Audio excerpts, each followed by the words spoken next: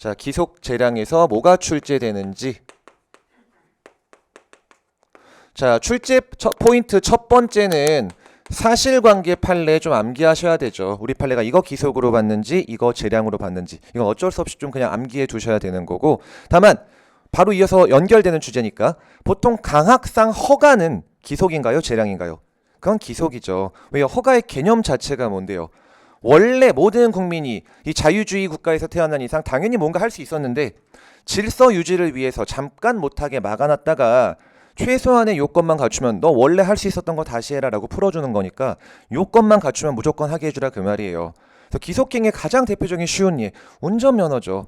점수만 넘기면 면허 줘야 되잖아요. 점수 넘겼는데 너 좀 점수가 낮고 불안하다, 난 면허 못 주겠다, 안 된다 그 말이에요. 기속행위는, 그러니까 허가는 기속행위. 반면 특허 같은 엄청나게 수익적인 것들은 대부분 재량행위로 보죠. 그런 사실관계 판례들을 좀 기억해 두시는 게 첫 번째. 두 번째 출제 포인트, 얘네들의 중간 영역에 있는 기속 재량행위의 개념과 거기에 들어가는 사실관계 판례들을 또 좀 기억해 주셔야 되죠. 기속 재량행위 개념 자체가 뭔가요? 교수님들은 이런 개념을 인정하진 않으세요. 야, 기속이면 기속이고 재량이면 재량이지 뭐냐.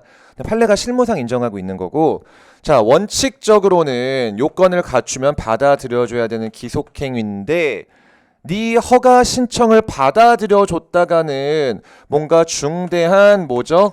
공익상 필요가 생겼더라. 그럴 때는 미안, 네가 건축 허가 요건은 갖췄지만 야, 이거 난리 날 것 같으니까 건축 못해. 네 신청을 거부할 수 있는 행위를 바로 기속 재량 행위라고 부르고, 주로 여기서 출제되는 내용은 기속 재량 행위의 이그젬플들을 잘 기억하셔야 돼요. 주로 다 공익적 여지가 큰 애들, 주변 민원인의 어떤 민원이 발생할 우려가 크다든지, 아니면 특히 자연 환경이 파괴되기 쉬운 애들. 말로만 한번 말씀드려볼게요. 건축 허가 시끄럽고 일조권 침해되고 등등등.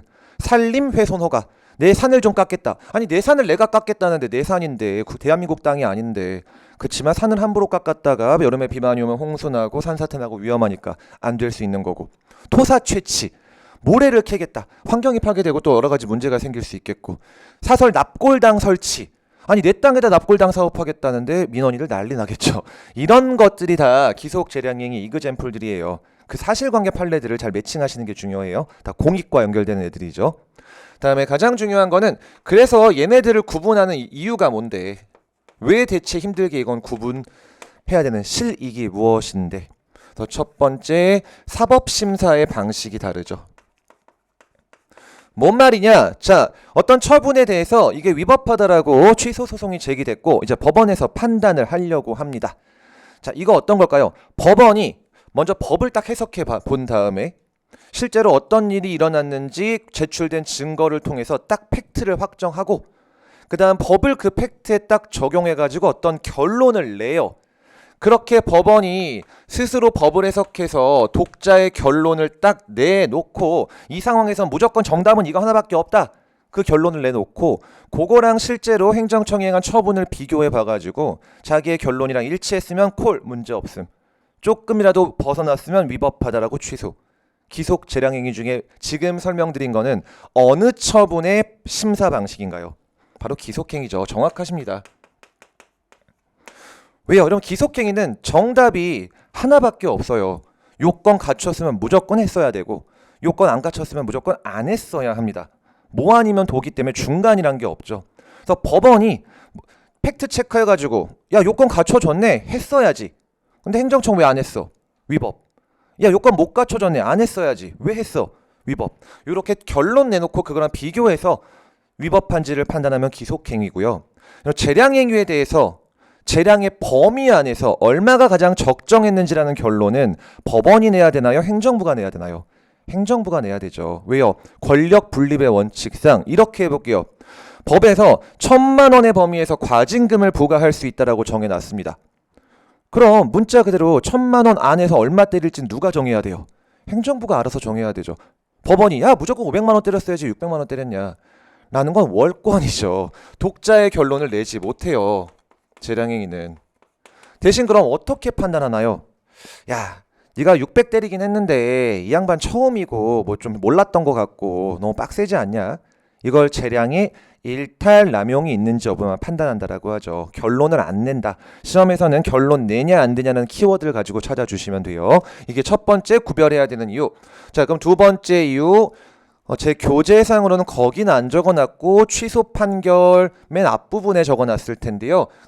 연결되는 주제니까 한 번에 할게요. 일부만이 위법할 때 처분의 내용 중에서 전부가 위법한 게 아니라 일부만 위법할 때 둘 중에 원칙적으로 일부 취소할 수 있는 건 무엇인가요? 기소는 가능하고 재량은 안 된다. 왜냐? 재량행위. 일부만 취소한다는 말은 여기까지는 적법했는데 여기까지는 적법하지 않았으니까 딱 요것만 남겨두겠다 그 말이거든요. 근데 재량행위에 대해서 이렇게 해볼게요. 법원이 보니까 과징금 500 넘어가면 위법해요. 행정청이 과징금 700을 때렸습니다. 잘못한 거죠. 그러니까 과징금 200을 딱 취소하겠다가 가능해 버리면은 과징금 500을 누가 결정한 꼴이 되나요? 행정부가 아니면 사법부가? 사법부가 결정한 꼴이 되잖아요. 안 된다라고 했는데 지금. 그러니까 다 날려버리라 그 말이에요. 500의 범위 내에서 다시 행정부가 알아서 재량을 행사할 수 있게. 물론 어디까지나 원칙이고 예외 판례가 더 중요한데 그거는 항고소송에서 봤으니까 넘어가도록 하고요. 반면 기속행위 가장 대표적인 거 세금. 세금을 재량껏 때려야 되나요? 법이 정한 대로만 때려야 되나요? 정한 대로 때려야 되죠. 그럼 법 해석해 보니까 답은 하나밖에 없는 거예요. 세금 100만 원 때렸어야지. 근데 150만 원 때렸다. 그럼 재량을 다시 행사할 수 있게 다 날릴 필요가 없죠. 재량이 없는데 그냥 50만 날리면 된다 그 말이에요. 그게 일부 취소 가능하다는 내용. 다음에 부관을 붙일 수 있냐 없냐. 부관의 개념 자체가 주된 처분의 사이드 조건처럼 갖다 붙여버리는 겁니다. 기속행위의 개념은 요건 갖추면 무조건 해야 된다는 건데 이렇게 가정해볼까요? 야, 요건 갖췄지만 네가 기부 체납하면 내가 해줄게. 말 자체가 지금 틀려먹었죠. 기속행위 무조건 해줘야 되는데 기속행위 부관을 못 붙이죠.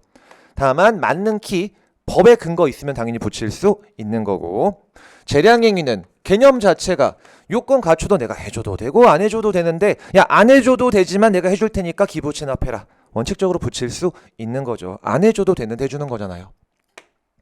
얘네 3개 정도를 잘 구별해 주시는 게 포인트가 되겠습니다.